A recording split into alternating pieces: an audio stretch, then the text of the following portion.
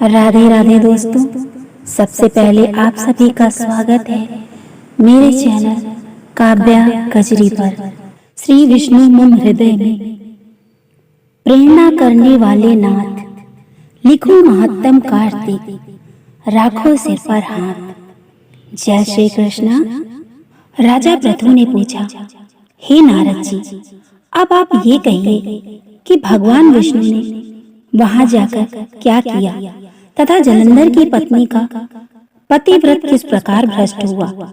नारद जी बोले, जलंधर के नगर में जाकर विष्णु जी ने उसकी पतिव्रता स्त्री वृंदा का पतिव्रत भंग करने का विचार किया। वे उसके नगर के उद्यान में जाकर ठहर गए और रात में उसको स्वप्न दिया। वह भगवान विष्णु की माया और विचित्र कार्य पद्धति थी और उसकी माया द्वारा जब वृंदा ने रात में वह स्वप्न देखा वो स्वप्न देखा कि उसका पति नग्न होकर सिर पर तेल लगाए महिष पर चढ़ा है। वह काले रंग के फूलों की माला पहने हुए है तथा उसके चारों ओर हिंसक जीव हैं। वो सिर मुड़ाए हुए अंधकार में दक्षिण दिशा की ओर जा रहा है। उसने नगर को अपने साथ समुद्र में डूबा हुआ इत्यादि बहुत से स्वप्न देखे। तत्काल ही वह स्वप्न का विचार करने लगी। इतने में उसने सूर्य देव को उदय होते हुए देखा तो सूर्य में उसे एक छिद्र दिखाई दिया तथा वह कांतिहीन था। इसे उसने अनिष्ट जाना और भयभीत होकर रोती हुई छज्जे, अटारी तथा भूमि कहीं भी शांति को प्राप्त न हुई। फिर अपनी दो सखियों के साथ उपवन में गई, वहां भी उसे शांति नहीं मिली। फिर वह जंगल में निकल गई। वहां उसने सिंह के समान दो भयंकर राक्षसों को देखा, जिससे वो भयभीत होकर भागने लगी। उसी क्षण उसके समक्ष अपने शिष्यों सहित शांत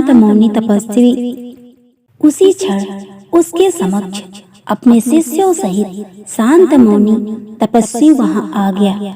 भयभीत वृंदा ने उसके गले में अपना हाथ डाला, उससे उसकी रक्षा की याचना करने लगी। मुनि ने अपनी एक ही हुंकार से उन राक्षसों को भगा दिया। वृंदा को आश्चर्य हुआ तथा भय से मुक्त होकर मुनिनाथ को हाथ जोड़कर प्रणाम करने लगी। फिर उसने मुनि से अपने पति के संबंध में उसकी कुशल क्षेम का प्रश्न किया। उसी समय दो बानर मुनि के समक्ष आकर हाथ जोड़कर खड़े हो गए और ज्यों ही मुनि ने भ्रुकुटी से संकेत किया, त्यों ही वो उड़कर आकाश मार्ग से चले गए। फिर जलंधर का सिर और धड़ लिए मुनि के आगे आ गए। तब अपने पति को मृत हुआ जानकर वृंदा मूर्छित होकर पृथ्वी पर गिर पड़ी और अनेक प्रकार से दारुण विलाप करने लगी। पश्चात उस मुनि से कहा, हे कृपानिधि, आप मेरे इस पति को जीवित कर दीजिए। पतिव्रता दैत्य पत्नी ऐसा कहकर दुखी श्वासों को छोड़कर मुनीश्वर के चरणों में गिर पड़ी। तब मुनीश्वर ने कहा, ये शिवजी द्वारा युद्ध में मारा गया है, जीवित नहीं हो सकता, क्योंकि जिसे भगवान शिव मार देते हैं वो कभी जीवित नहीं हो सकता। परंतु शरणागत की रक्षा करना सनातन धर्म है, इसी कारण कृपा करके मैं इसे जिलाए देता हूँ। नारद जी ने आगे कहा, वह मुनि साक्षात विष्णु ही थे, जिन्होंने ये सब माया फैला रखी थी। वह वृंदा के पति को जीवित करके अंतर्ध्यान हो गए। जलंधर ने उठकर वृंदा को आलिंगन किया और मुख चूमा। वृंदा भी पति को जीवित हुआ देखकर अत्यंत हर्षित हुई और तब तक हुई बातों को स्वप्न समझा। तत्पश्चात वृंदा साकाम होकर बहुत दिनों तक अपने पति के साथ विहार करती रही। एक बार सुरत काल के अंत में उन्हीं विष्णु को देखकर उन्हें ताड़ित करती हुई बोली, हे पराई स्त्री से गमन करने वाले विष्णु, तुम्हारे शील को धिक्कार है।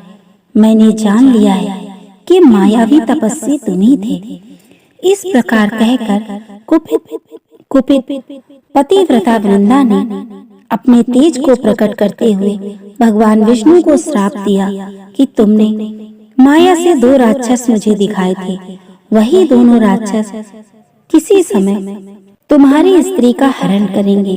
सर्पेश्वर जो तुम्हारा शिष्य बना है, ये भी तुम्हारा साथी रहेगा।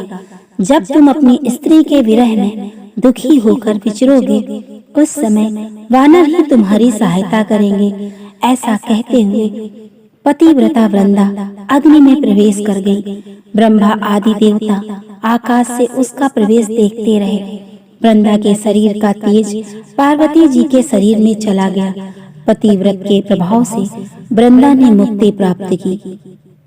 ये तो थी 19वें अध्याय की कथा। अगर आपको ये कथाएं पसंद आ रही हैं, आगे और ऐसे वीडियो देखने के लिए मेरे चैनल को सब्सक्राइब करें, लाइक करें और कमेंट करें। राधे राधे दोस्तों।